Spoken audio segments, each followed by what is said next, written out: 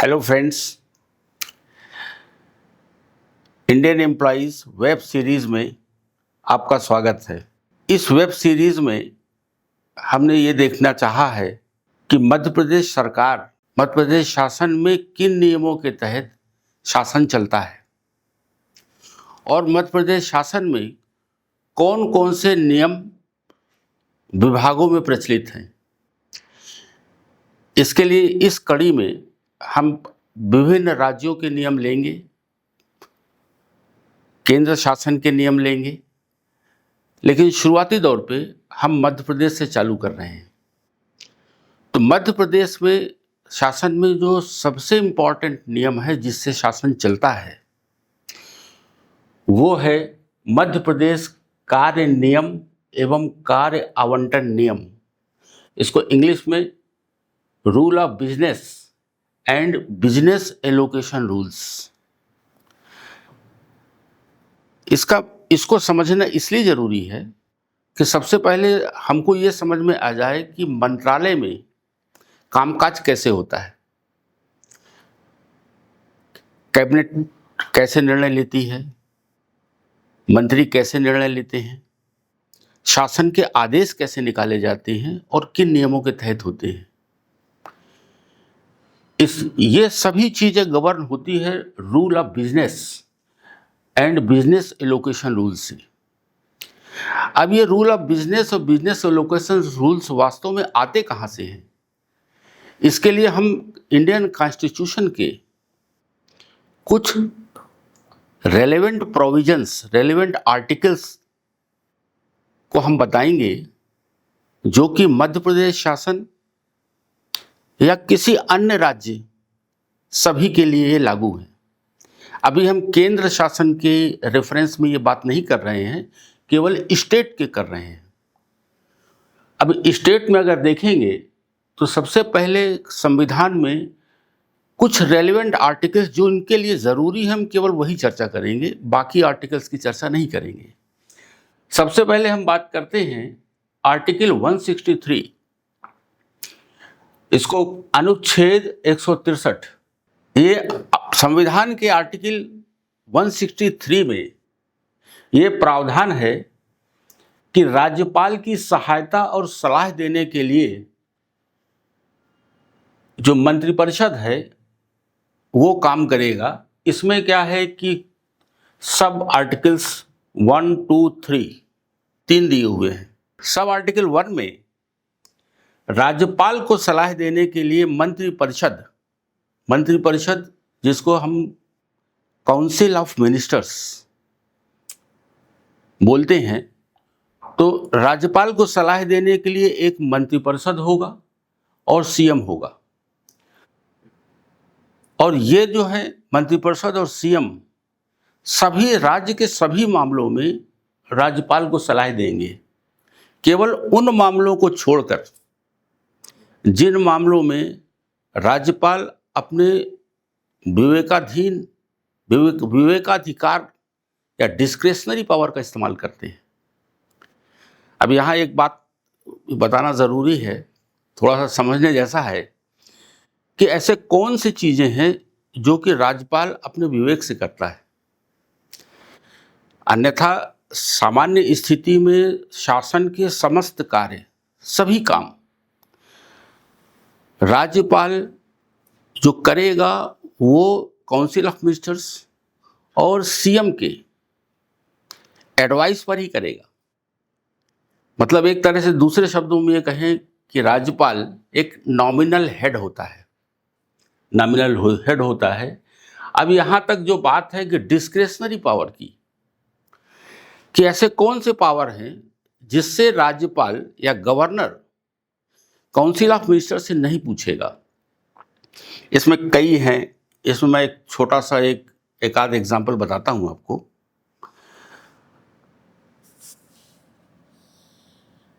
Prevention of corruption act में एक section है 19, सैंक्शन फॉर प्रोसिक्यूशन। मतलब ये एक स्पेशल एक्ट है जिसमें कि किसी भी गवर्नमेंट सर्वेंट के खिलाफ कोई भी मामला न्यायालय में ले जाने के पहले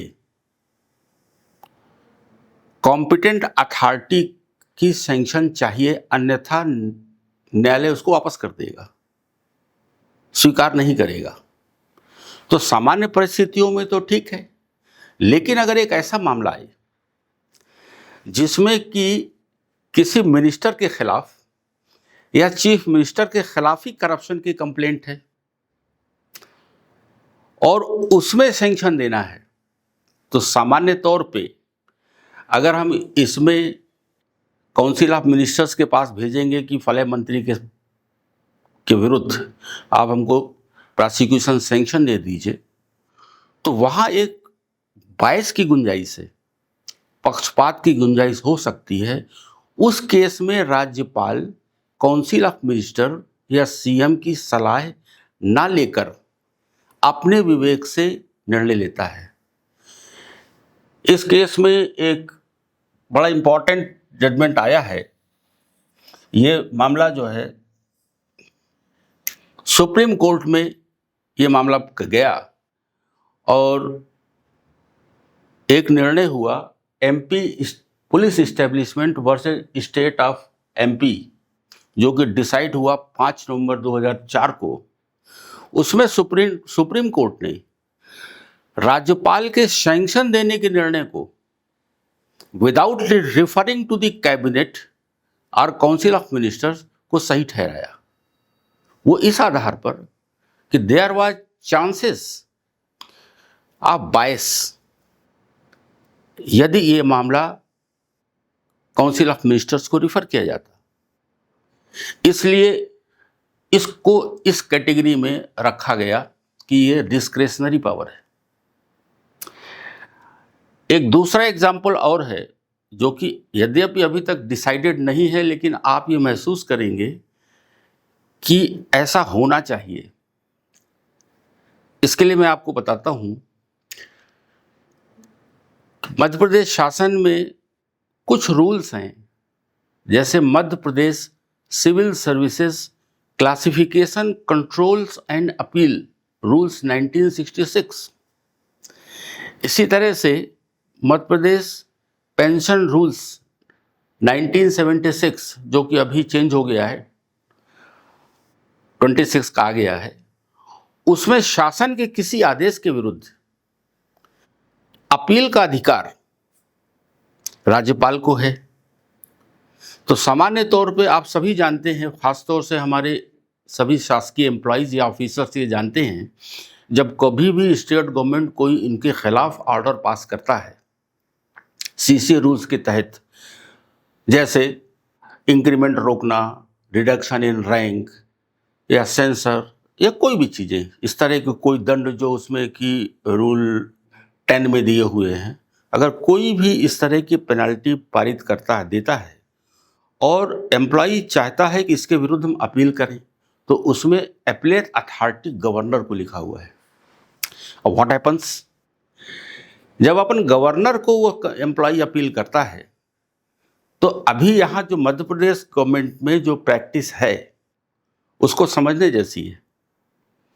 जब गवर्नर को अपील प्रस्तुत की जाती है तो गवर्नर सिंपली उस अपील को संबंधित विभाग को मंत्रालय में भेज देता है, और संबंधित विभाग क्या करता है? संबंधित विभाग जिसने कि खुद ही उस पेनल्टी का ऑर्डर पास किया है, पनिशमेंट आदेश जारी किया है, फिर ये जो अपील है ये उसी चैनल से होती हुई, मतलब जिस बाबू साहब ने पहले डील किया है वो अपील भी डील कर रहे हैं, जिस डिप्टी सेक्रेटरी ने जो पहले नोट लिखा है वो फिर से नोट लिख रहा है, जिस पीएस के पास या सेक्रेटरी के पास गया है वो फिर से नोट कर रहा है, और फिर से अगेन मिनिस्टर के पास जा रहा है, और मिनिस्टर उसमें आगे उसका एक स्टेप आगे करता है कि अगर शासन ने पास किया है तो उसको कोऑर्डिनेशन में भेज देता है। कोऑर्डिनेशन का मतलब है सीएम के पास भेजना। ये हम आगे चर्चा करेंगे कोऑर्डिनेशन केसेस क्या होते हैं। अब इसमें एक देखने वाली बात है, ये तो बिल्कुल प्रिंसिपल्स ऑफ नेचुरल जस्टिस के अगेंस्ट है कि जिस अथॉरिटी ने उसको पनिश किया पनिशमेंट ऑर्डर जारी किया, अपील भी उसी अथॉरिटी के पास भेज दिया और वही चैनल से फिर से रूट होते हुए मंत्री तक जा रहा है। अब इसमें से कौन सी अथॉरिटी या कौन सा डीलिंग असिस्टेंट या कौन सा डिप्टी सेक्रेटरी अपने अर्लियर व्यू को चेंज करेगा? वो तो नहीं कर सकता। जब वो नहीं कर सकता है तो इसका आशय, अब आपने उसको भेज दिया, मात्र चेंज क्या हुआ? चेंज ये हुआ कि जो मूल ऑर्डर जिस निकाला था शासन ने, शासन का आदेश का मतलब क्या होता है? शासन का आदेश का मतलब ये है कि वो ऑर्डर वो गया था शासन के पास, पीएस से पूरी विभिन्न चैनल को होते हुए और मिनिस्टर के पास, कंसर्न्ड मिनिस्टर इंचार्ज के पास गया था। कंसर्न मिनिस्टर इंचार्ज ने उसको अप्रूवल किया था, जिसको प्रशासकीय अनुमोदन, एडमिनिस्ट्रेटिव अप्रूवल बोलते हैं, वो किया, तब वो आदेश जारी हुआ। अब ये अपील भी उसी पूरी के रूट के थ्रू जा रही है। अब सवाल यहाँ बेसिक क्वेश्चन ये है कि how can they change their earlier view? They can not. वो सभी चैनल वही चीज लिखेगी जो पहले लिखी थी। अब केवल चेंजेस क्या आ रहे हैं? चेंजेस केवल इतना आ रहा है कि वो कोऑर्डिनेशन में, ये केस इन कोऑर्डिनेशन में चीफ मिनिस्टर के पास भेज दिया गया। और चीफ मिनिस्टर उसमें जो फैक्ट्स लिखे हैं जो फाइलों में, उसी पे तो निर्णय करेगा। निर्णय करके वापस कर दिया। और वो इस तरह से क्या हुआ, एक तरह से अपील जो है पूरी की पूरी एक फॉर्मेलिटी बन गई। क्योंकि आपने कहीं नहीं सुना होगा कि अगर किसी लोअर कोर्ट ने सजा दिया है किसी को और उसकी अपील हाई कोर्ट में करे कोई, तो हाई कोर्ट फिर से उसी कोर्ट को भेज दे, ये अपील आई है, आप इसको जो है अपने कमेंट्स के साथ वो करके साथ हमारे पास भेज दीजिए। और वहाँ से वो कमेंट्स तो वो क्या चेंज करेगा? Definitely this is the conflict. ये नहीं हो सकता। इस बिंदु पर मेरा कहना ये है, इसमें यद्यपि अभी वर्तमान में अपीलेट अथॉरिटी की हैसियत से राज्यपाल को इंडिपेंडेंटली डिसाइड करना चाहिए, ये अभी तक नहीं है। अभी तक जो सर्कुलर जो निकाले गए हैं, जीएडी ने जो सर्कुलर निकाला है, उसमें सिंपली उन्होंने कहा कि अगर कोई राज्य शासन ने आदेश किया है, मतलब राज्य शासन का आदेश मतलब कि वो फाइल अगर मिनिस्टर इंचार्ज तक गई है और उस ऑर्डर के अगेंस्ट में अगर किसी को अपील किया है तो कोऑर्डिनेशन में भेज दीजिए। और अगर कोई चीज़ कोऑर्डिनेशन से डिसाइड हुआ है, सीएम ने पहले से ऑलरेडी डिसाइड, जैसे पेंशन केस में, पेंशन केसेस में पेंशन रूल्स के तहत कोऑर्डिनेशन से निर्णय होता है। कोऑर्डिनेशन से निर्णय हुआ तो अब इसमें कोई अपील करना चाहे, जैसे किसी की पेंशन रोक दिया, जब वो रोक दिया तो उस पर अपील करना है तो आप जो है राज्यपाल जी को भेजा, राज्यपाल महोदय ने जो है यहाँ भेज दिया और उन्होंने कहा कोऑर्डिनेशन नहीं, अब तो सीधे हम कैबिनेट तक भेज देंगे, कैबिनेट काउंसिल ऑफ मिनिस्टर्स भेज दिया। अब इसमें कौन चेंज करने वाला है? कौन अपना व्यू चेंज करेगा? क्योंकि अगर वो व्यू चेंज करता है बाद में तो क्वेश्चन ये उठता है कि पहले क्यों लिखा था ऐसा। इसलिए जो है इसमें इस पर विचार करने की जरूरत है कि क्या इस अपीलेट पावर को जो कि राज्यपाल को दिए गए हैं, whether he should exercise independently without referring to the government. ये अभी हम सभी दर्शकों के ऊपर छोड़ रहे हैं कि कमेंट्स में लिख के बताएंगे कि ये क्या होना चाहिए। क्या कोऑर्डिनेशन भेज देना चाहिए, ये कैबिनेट के पास भेज देना चाहिए, या राज्यपाल को इस पर्टिकुलर केसेस में as a appellate authority which is different, जो कि राज्य के सामान्य कामकाज होते हैं उससे डिफरेंट है, क्या उसको अपने यहाँ कोई इस तरह का सेल बना के जो कि इंडिपेंडेंटली उस केस को डिसाइड करे, उसमें निर्णय होना चाहिए। ये मैं आपके ऊपर छोड़ता हूँ। चलिए अब आगे बढ़ते हैं, अपन मूल मुद्दे पे आते हैं। फिर इसे आर्टिकल 163 के 2 में ये लिखा हुआ है कि राज्यपाल स्वयं तय करेंगे कि कौन सा मामला विवेकाधीन है। जैसे हमने अभी आपको बताया कि पहले मामले में जब सैंक्शन की बात थी, सैंक्शन मतलब prosecution sanction under special acts like prevention of corruption acts and other also act, तो उसमें स्वयं तय करेंगे कि कौन सा मामला उनका विवेका वाला है या फिर उनको कैबिनेट ऑफ मिनिस्टर्स इसको तय करे, कैबिनेट तय करे, तो वो माना जाएगा। इसमें एक और प्रोविजन दिया हुआ है कि मंत्रियों द्वारा दी गई सलाह की जांच पड़ताल न्यायालय द्वारा नहीं किया सकेगी। मतलब अगर गवर्नर को कोई मिनिस्टर किसी मामले में सलाह देता है या कोई नोट भेजता है तो that note can not be challenged in the court of law. ये हमने आपको बताया आर्टिकल 163 के 3 में क्या क्या पावर है, क्या राज्यपाल की सहायता के लिए किस तरह से कैबिनेट और सीएम करेंगे, किस तरह से कौन सा मामला विवेकाधीन है, कौन सा किसकी इसकी जांच पड़ताल है, हम आगे बात करेंगे। इसका एक रेलिवेंट आर्टिकल और है आर्टिकल 164। इसमें यह प्रोविजन है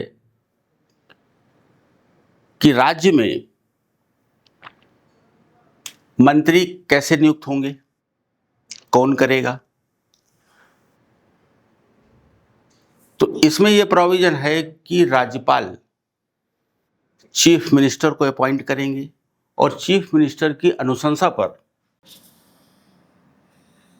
मंत्री की नियुक्ति राज्यपाल द्वारा की जाएगी।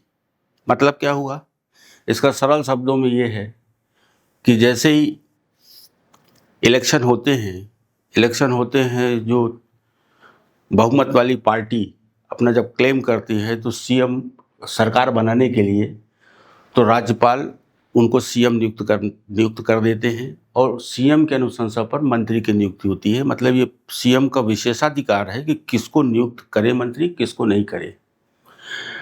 अब इसमें संख्या के लिए भी एक सीलिंग दी हुई है कि मंत्रिपरिषद में विधानसभा सदस्यों की संख्या के आधार पर 15% से अधिक मंत्री नहीं होंगे। मतलब ये हुआ कि अगर विधानसभा में संख्या जो है अगर 100 है तो 15 से ज़्यादा उसमें मंत्री नहीं होंगे। और एक और लोअर लिमिट भी है कि 12 मंत्री से कम नहीं होंगे, माने मैक्सिमम 15% और नंबर में 12 से कम नहीं होंगे। इसी अनुच्छेद के पैरा 2 में यह प्रोविजन है कि मंत्रिपरिषद सामूहिक रूप से विधानसभा हेतु उत्तरदायी होगा। मतलब कोई भी निर्णय अगर काउंसिल ऑफ मिनिस्टर्स लेता है तो विधानसभा में अगर कोई प्रश्न पूछता है या कुछ पूछता है तो उसके लिए आंसर देने के लिए या उसकी लीगलिटी के लिए सब मंत्रिपरिषद सामूहिक joint responsibility, collective responsibility cabinet की होगी। इसमें एक तीसरा प्रोविजन और है, मंत्री को राज्यपाल एक फॉर्म है उस निर्धारित फॉर्म में शपथ दिलाते हैं। जैसा आपने देखा होगा कि जब सरकार बनती है टीवी में भी देखा होगा कि राज्यपाल जी शपथ दिला रहे हैं, वो एक पर्टिकुलर फॉर्म है। जैसे भारत के संविधान के प्रति निष्ठा रखेंगे उस फॉर्म है। अब उसके हम डिटेल में नहीं जा रहे हैं।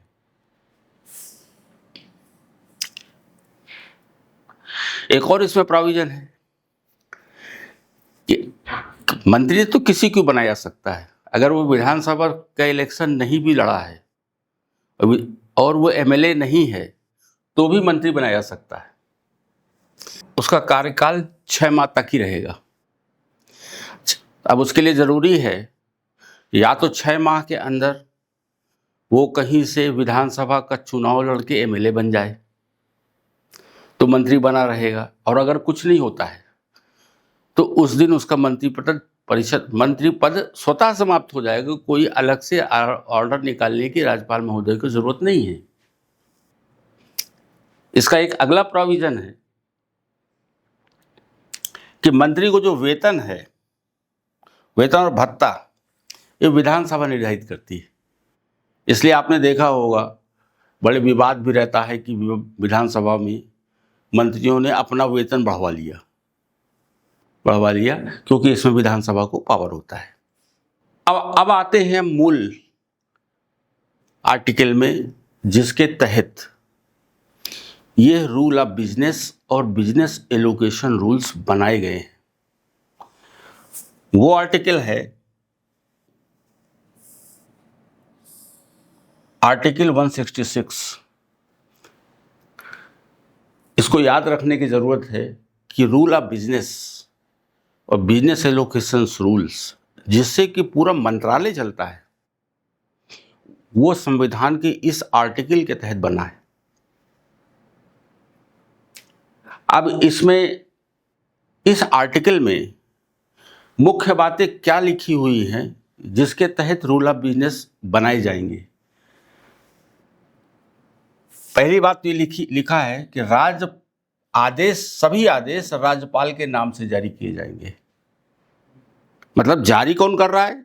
जारी तो मंत्रालय में अंडर सेक्रेटरी से लेके under secretary, deputy secretary, secretary या पीएस या एसीएस या सीएस कोई भी जारी कर सकता है, लेकिन वो राज्यपाल के नाम से जारी होगा। By the order and in the name of governor. ये कहाँ लिखा हुआ है? 166 में। मतलब शासन के सभी आदेश राज्यपाल के नाम से ही जारी किए जाएंगे। पहली बात हम अभी बताएंगे आपको, अगर इसका नहीं होगा तो क्या होगा। राज्यपाल द्वारा बनाए गए नियम के अनुसार आदेश जारी किए जाएंगे। अब आदेश कैसे जारी होंगे? इसके नाम से तो जारी होंगे, लेकिन किस तरह से?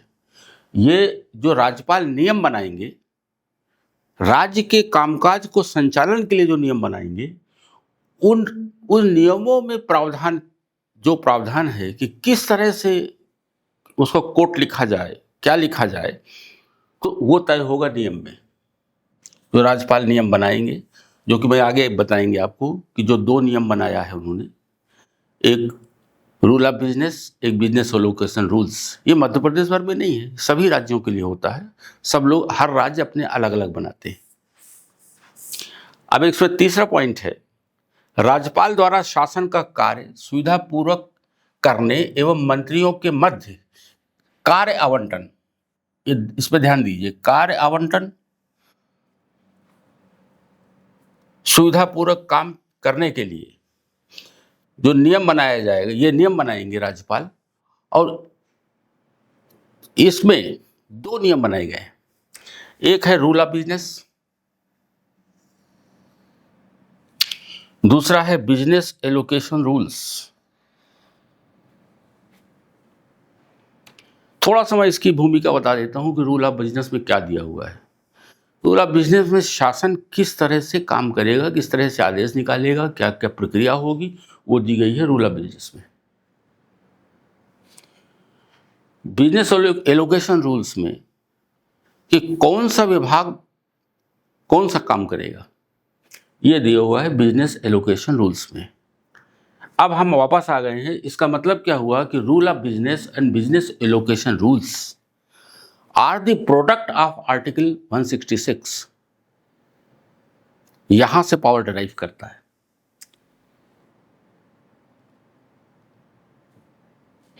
अब इसमें जो बिजनेस एलोकेशन रूल्स, उन चीजों को छोड़कर सब में लागू होगा।